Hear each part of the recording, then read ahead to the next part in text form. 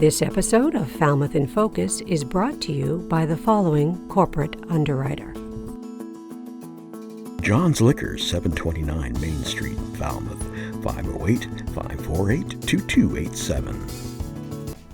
On this episode of Falmouth in Focus, Cape Cod is in full bloom as one of the region's most spectacular garden celebrations returns.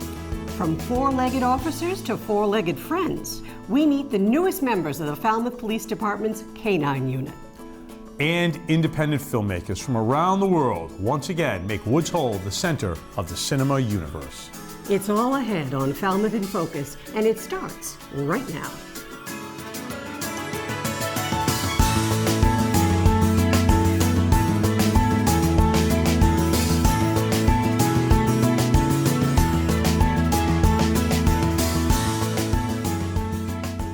Hello and welcome to Falmouth in Focus. I'm Michael Kasparian. And I'm Eileen Preston. Summer may be flying by, but there's still no shortage of beautiful places to explore and community events to look forward to.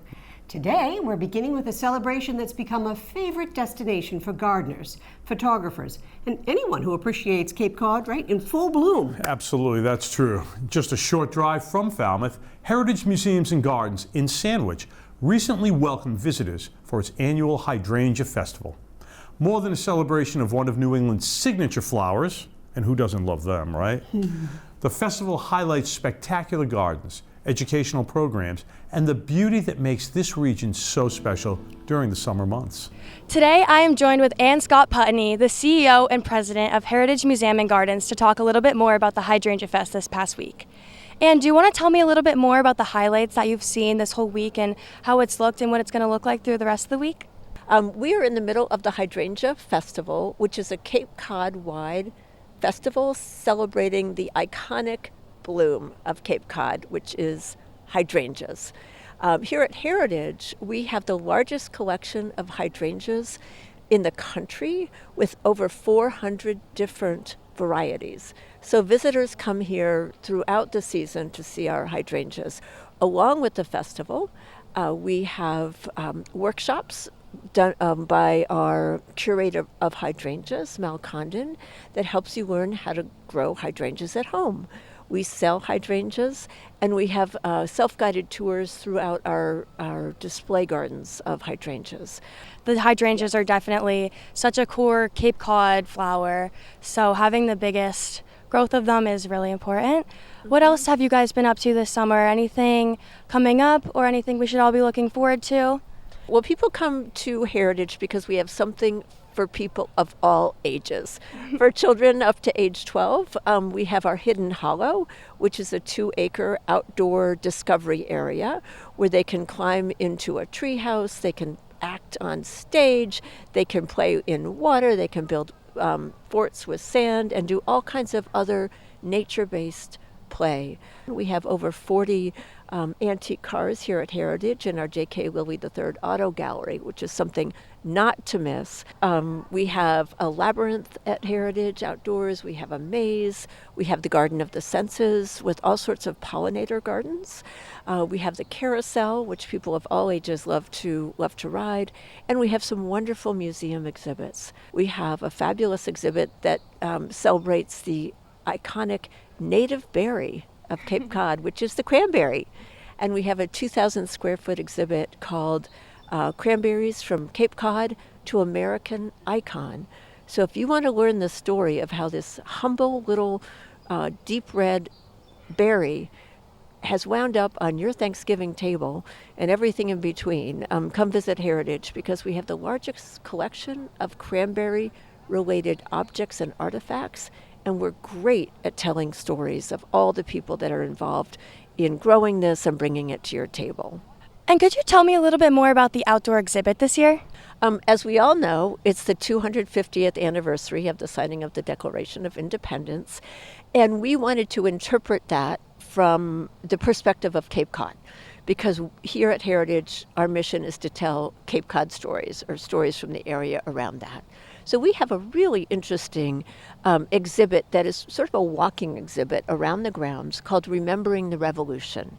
We take the buildings that are here at Heritage, including our Shaker Round Barn, our windmill, the Wing House, which is from the late 1600s, and also the Special Exhibitions Gallery, which is modeled on a fort that George Washington built. And we tie a person to that building who was involved with the American Revolution. Heritage is actually the largest cultural attraction on Cape Cod for a good reason.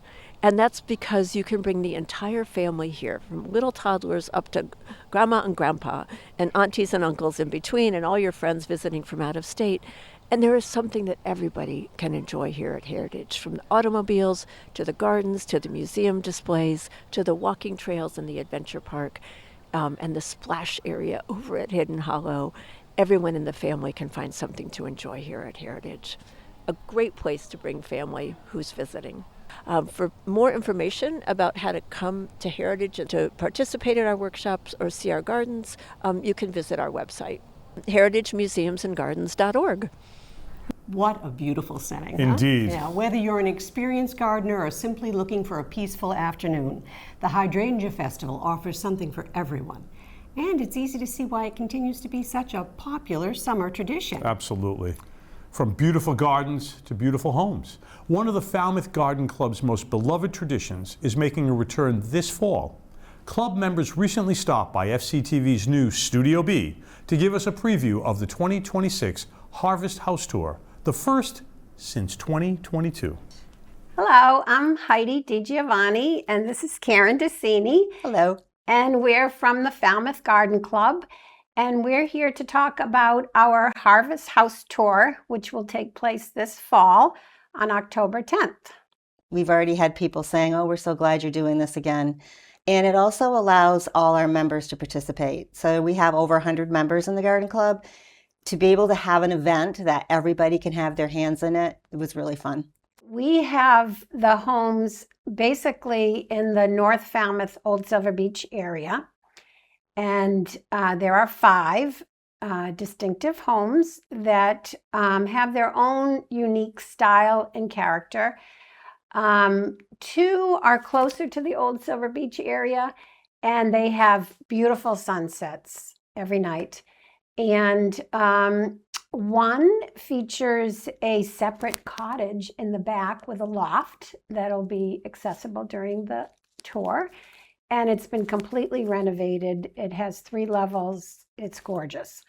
The other one is a beautiful house that has a beautiful garden oasis in the backyard and a very open floor plan.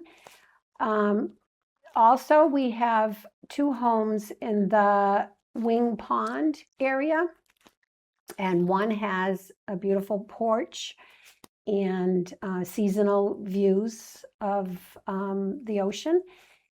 It also has very meaningful artwork and again a open floor plan that is gorgeous. The one in close proximity to that one has a beautiful porch that overlooks a wooded area, and that changes throughout the seasons and is absolutely stunning in the fall with the foliage. That house also has an 11-foot island in the kitchen and very unique features throughout the house.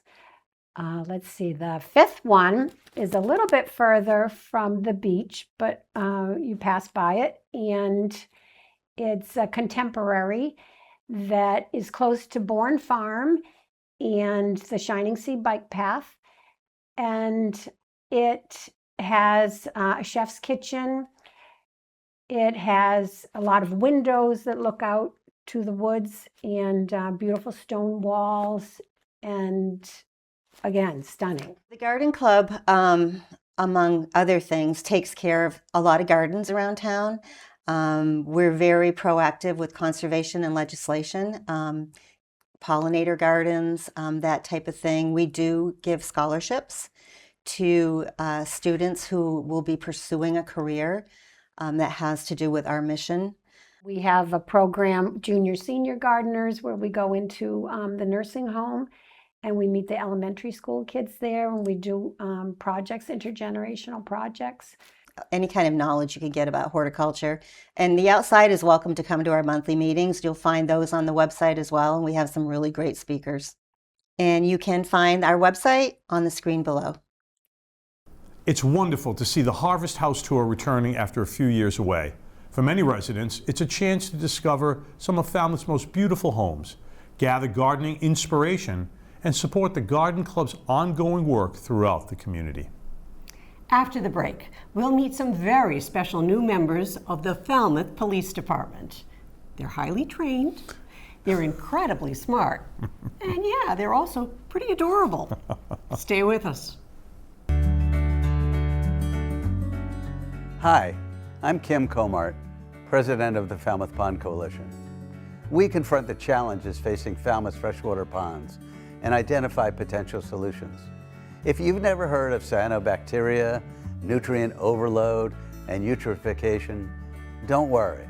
You're just like I was 12 years ago when I moved to Deep Pond in Hatchville.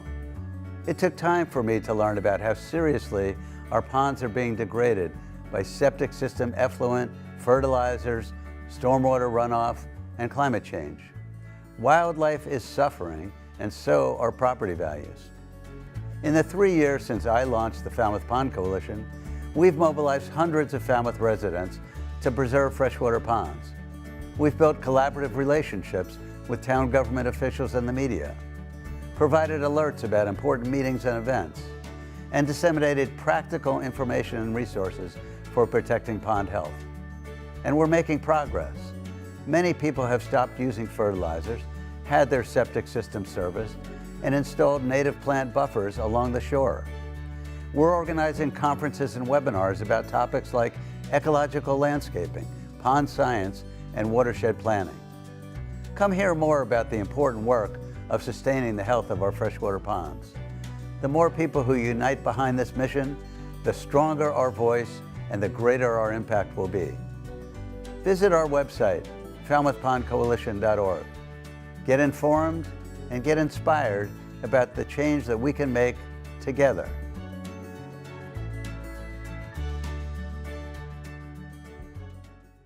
Welcome back.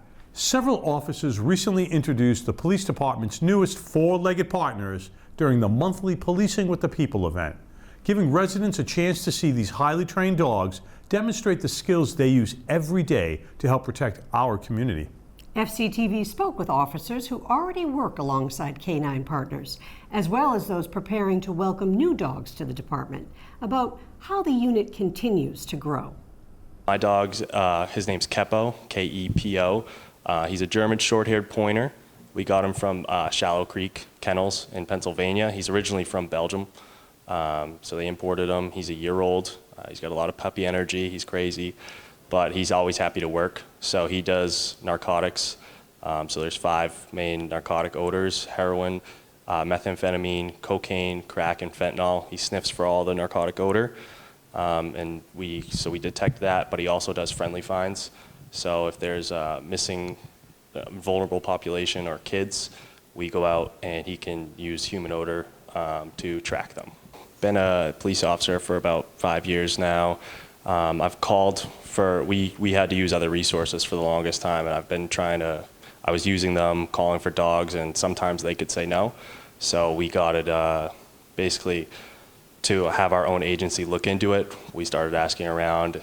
It was a long process, took a few years, but now we don't have to call for anybody else. So when I need a dog, there's a dog right behind me, we're ready to go. My dog is Renata. She's a 2-year-old black lab. She's an explosive canine and firearm canine. I attended a 13-week state police run training, mostly in Bridgewater and different sites around the state where he trained. The first 5 weeks of the training is called imprintation, where the dog actually learns the odors of what they're training on. Then after that 5 weeks, it becomes handler training. So you control the dog at the 5th week, and then you start learning the handling side of the job.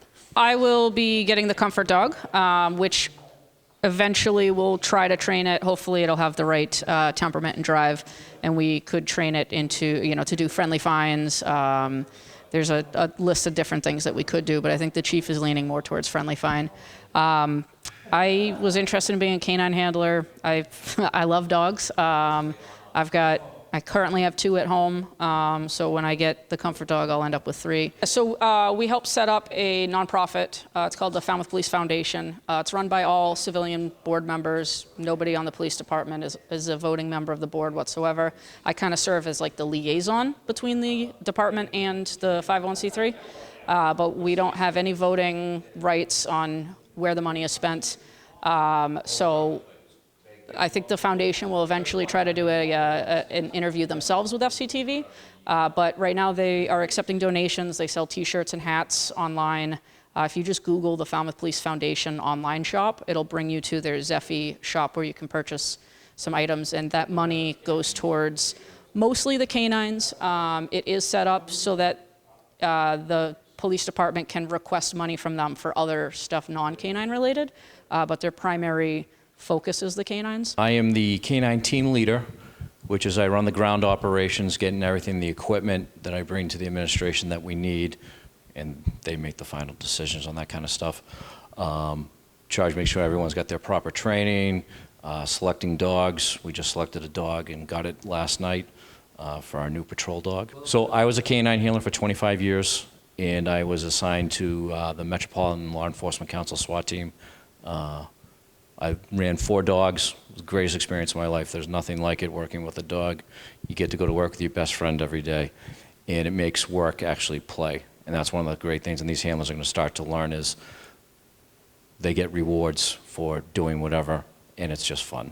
And it's really amazing when your dog, all the work you put in shows when you find someone or you find drugs or a gun, you know you're doing your job and you've helped the community. Programs like this are a reminder that policing is about more than just responding to emergencies. It's also about building connections within the community. And giving residents a chance to meet the department's newest canine teams is a great way to do just that.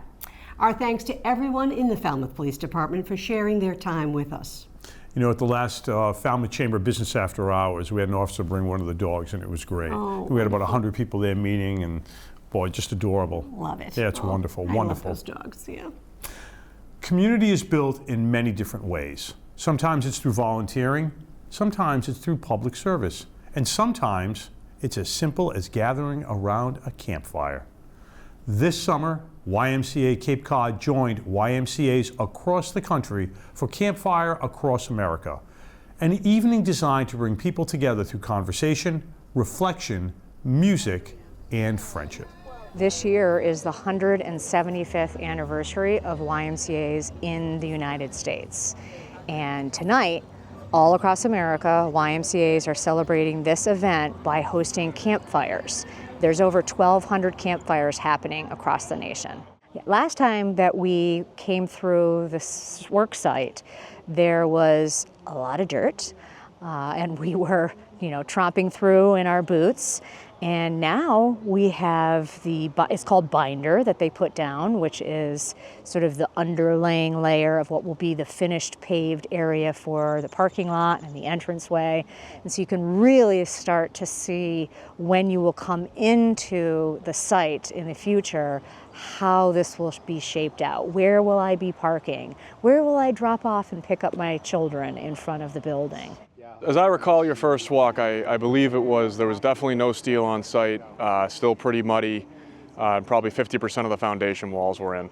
So what you're seeing is really the product of 8 days of work from the steel supplier and erector. The arch that you can see on the far right there is the health center for community health. The center, if you will, so if you break the front in thirds, the center third, if you will, right there is the main entrance to the building for the YMCA, and right behind that you can tell is the elevator stack for the building. This is going to be the large lap pool.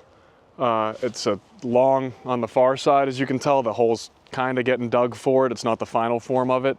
Basketball courts, that back corner. There's some studios down here. Right here, really, is going to be like the gym space. So if your ellipticals, free weights, things of that nature. There's some more workout studios over there upstairs. And then downstairs you got the child care areas over here.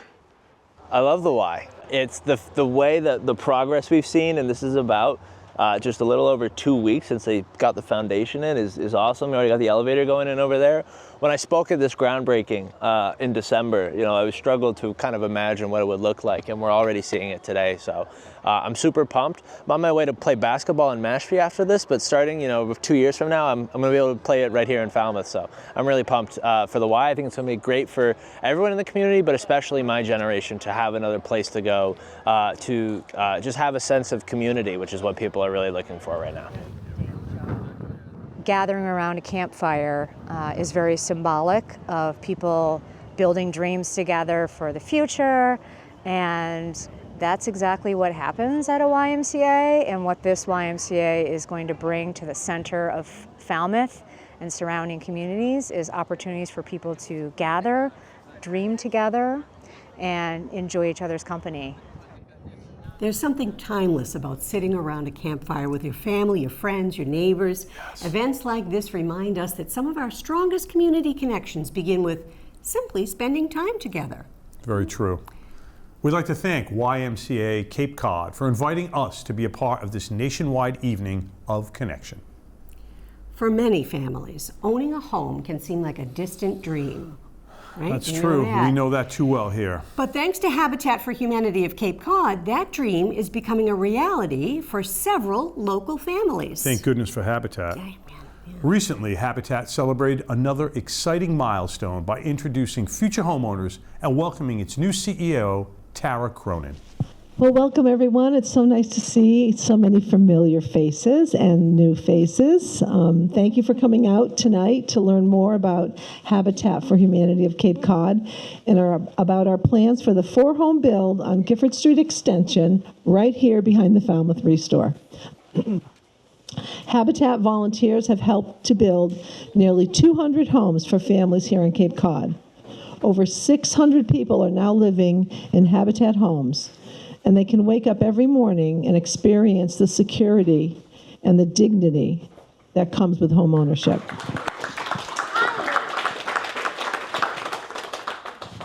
Hi, thank you. I'm Lyria.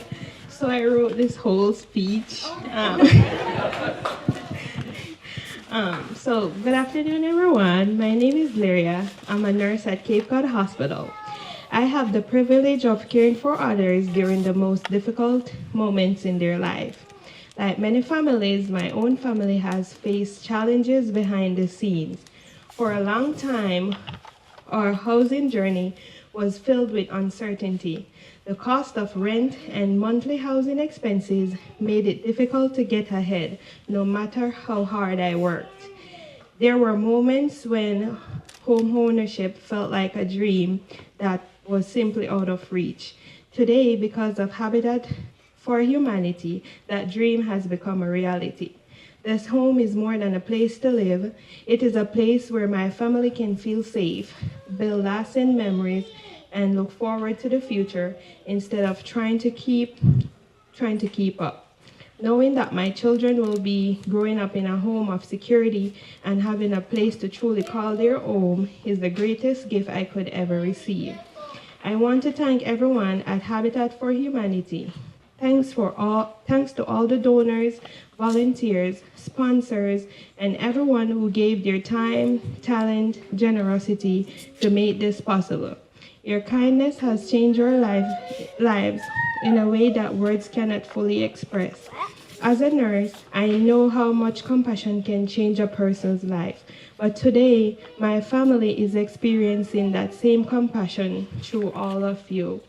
We are deeply grateful for this blessing and promise to care for this home with pride, dignity, and gratitude. Thank you for believing in us and for giving our family the opportunity to achieve something we once thought was impossible. From the bottom of my heart, thank you all. Hi, my name is Sean, and I'm really grateful for this opportunity. And thanks for everyone. And we're not going to let you guys down. So thanks again. Thank you. Say thank you. Thank you.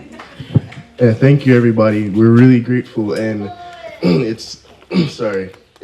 I'm just so happy because my aunt has been working towards this for years now. As she took me in, I know she's been doing her best, and it's just amazing to finally see one of her dreams come through and finally seeing her get to own a home. So thank you to everybody, and thank you to everybody that's helping us, and we really appreciate it.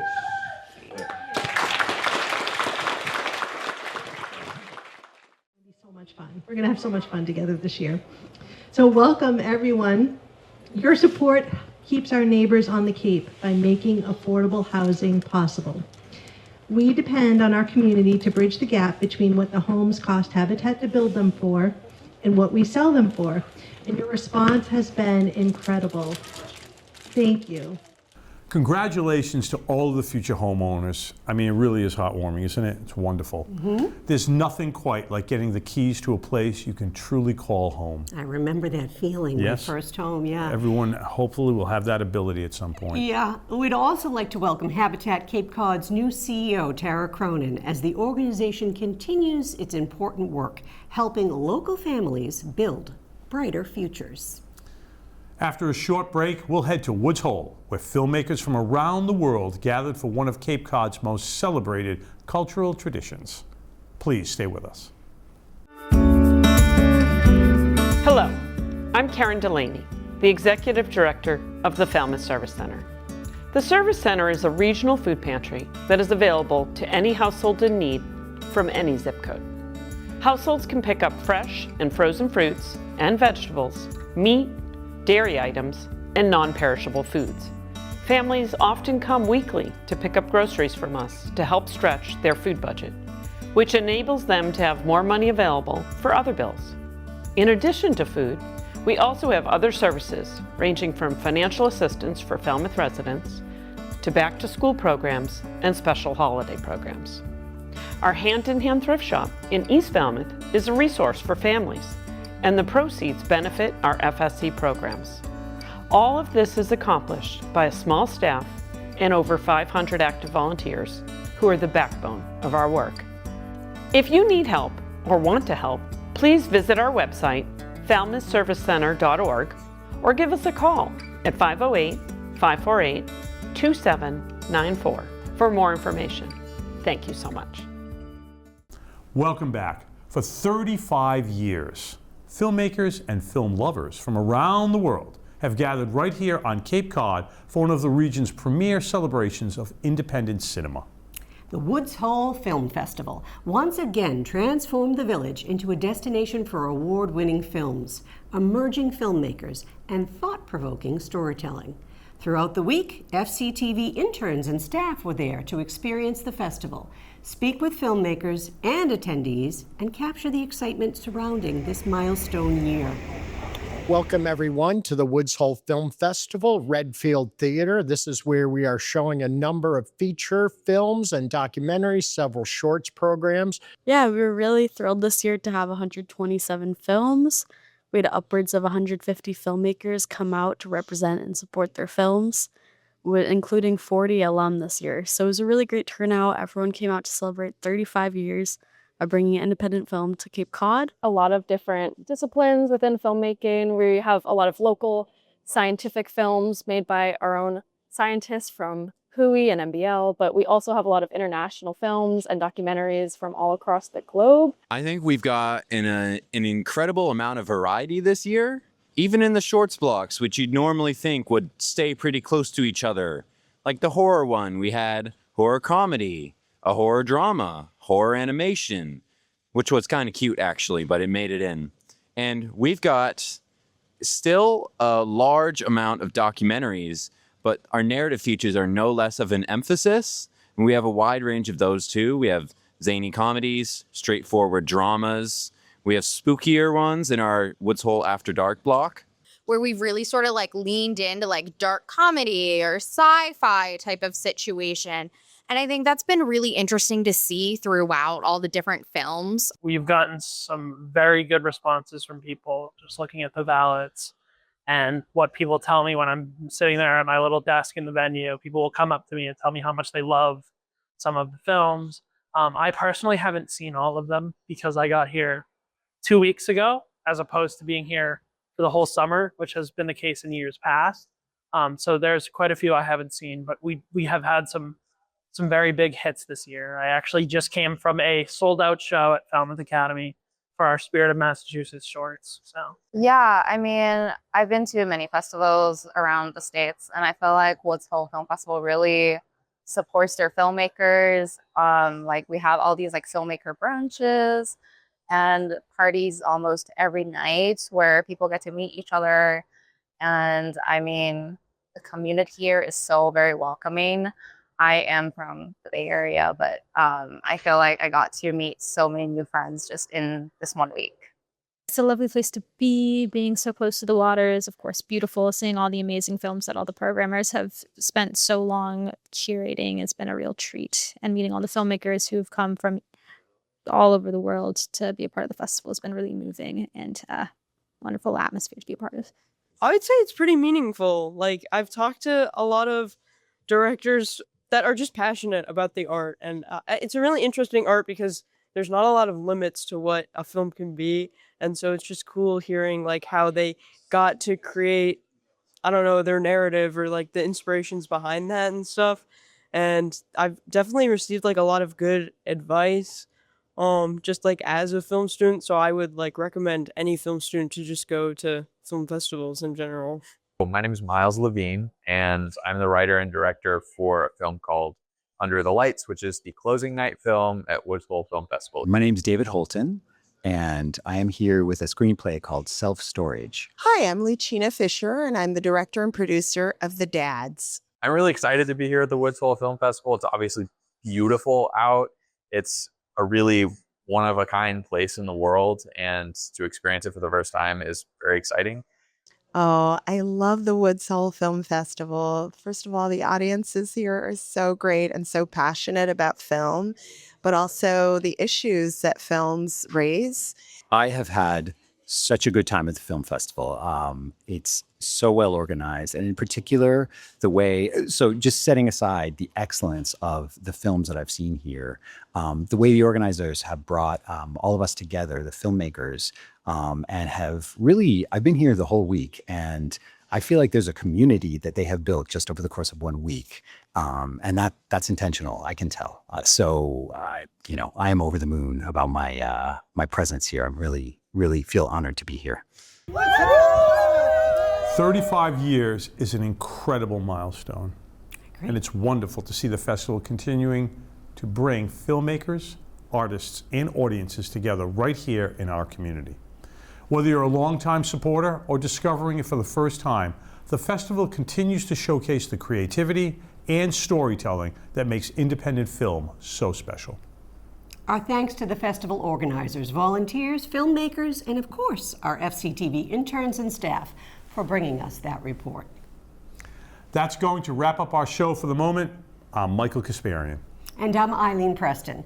We leave you now with the sights and sounds of the South Asian Concert Series from the Falmouth Public Library. Until next time, we'll see you around town.